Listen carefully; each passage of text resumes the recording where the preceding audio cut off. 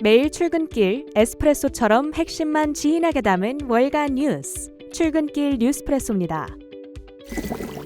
간밤 뉴욕 증시에서 3대 지수는 FOMC 결과 발표에 환호하며 일제히 사상 최고가를 경신했습니다. FOMC 결과 핵심부터 요약합니다. 기준금리는 예상대로 동결한 한편 올해 3차례 금리 인하 전망을 유지했습니다. 또한 양적 긴축 축소에 대한 논의를 시작했지만 구체적인 시점은 정하지 않았다고 밝혔습니다. The committee decided at today's meeting to maintain the target range for the federal funds rate at 5.25% to 5.5%, and to continue the process of significantly reducing our securities holdings. If the economy evolves as projected, the median participant projects that the appropriate level of the federal funds rate will be 4.6% at the end of this year. At this meeting, we discussed issues related to slowing the pace of decline in our securities holdings. 1월과 2월 예상을 웃돈 인플레이션 결과에 놀라며 혹시나 연준이 금리 인하 횟수를 2차례로 줄이지는 않을까 우려하고 있던 시장을 안도시킨 반가운 결과였습니다. 기준금리 결정이 전해진 오후 2시를 기점으로 시장은 급격한 상승 곡선을 그렸고 S&P 500 지수는 처음으로 5,200포인트 선을 뚫어냈습니다.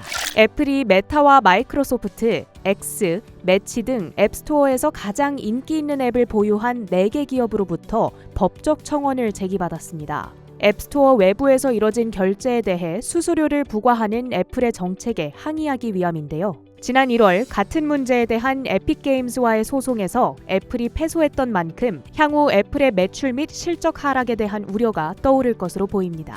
유럽의 클라우드 인프라 제공업체 CISP가 브로드컴이 작년 말 인수한 VM웨어의 가격 및 라이선스 정책에 대해 규제 당국에 조사를 요청했습니다. 하지만 투자자들은 바클레이즈가 브로드컴에 대한 비중 확대 의견을 제기했다는 데 집중하면서 브로드컴의 주가는 올랐습니다.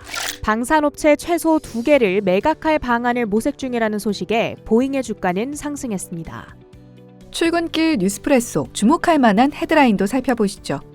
FOMC가 시장을 장악했던 하루였지만 선거철은 선거철인가 봅니다. 바이든 행정부가 열릴 중인데요. 간밤 인텔의 구체적인 보조금 규모가 나왔습니다. 자금 지원액이 85억 달러, 우리 돈으로 11조 4천억 원, 대출 지원은 110억 달러, 여기에 인텔의 미국 공장 투자에 대한 25%의 세액 공제가 이루어질 예정이고요. 군 프로그램 별도 지원 보조금으로 35억 달러를 추가로 받을 수 있을 걸로 보입니다. 삼성전자는 60억, 대만 TSMC는 50억 달러 보도가 나오는데 대규모 보조금 규모에 기대가 솔솔 풍기는 분위기입니다. 여기에 반도체 섹터 내 또 하나의 중요 이슈, 마이크론 실적 발표가 있었는데요. 전분기 대비 23% 성장한 58억 2천만 달러의 깜짝 매출과 시장 컨센서스를 훌쩍 뛰어넘는 깜짝 가이던스, 거기다 주당 순이익은 적자 예상을 뒤엎고 흑자 전환에 성공했습니다. 디램 매출도 전분기 대비 10%, 낸드 플래시는 30% 이상 상승하는 모습도 보여줬는데요.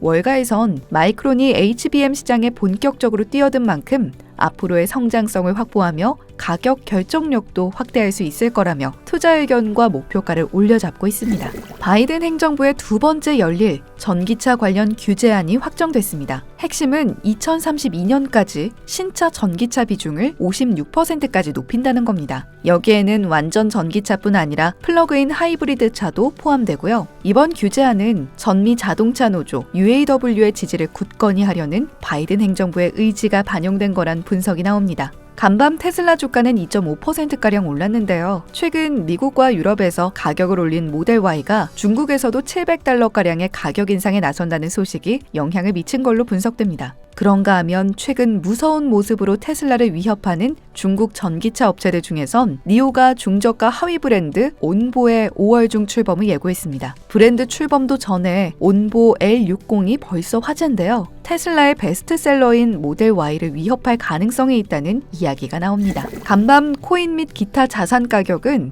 FOMC를 전후로 표정이 달라졌습니다. 그레이스케일 ETF 유출액이 120억 달러에 달했다는 보도와 함께 고점 대비 16%가량 떨어졌던 비트코인은 다시 6만 8천 달러까지 올라왔고요. 이더리움은 3,500달러 선에서 다시 6에서 7%가량 가파른 상승 움직임 나타내고 있습니다. FOMC 이후 금과 은 가격도 동시 랠리를 펼쳤고요. WTI 원유 선물은 1.76% 내린 81.27달러, 나스닥 100은 1.15%, 필라델피아 반도체 지수는 1.6% 상승했습니다.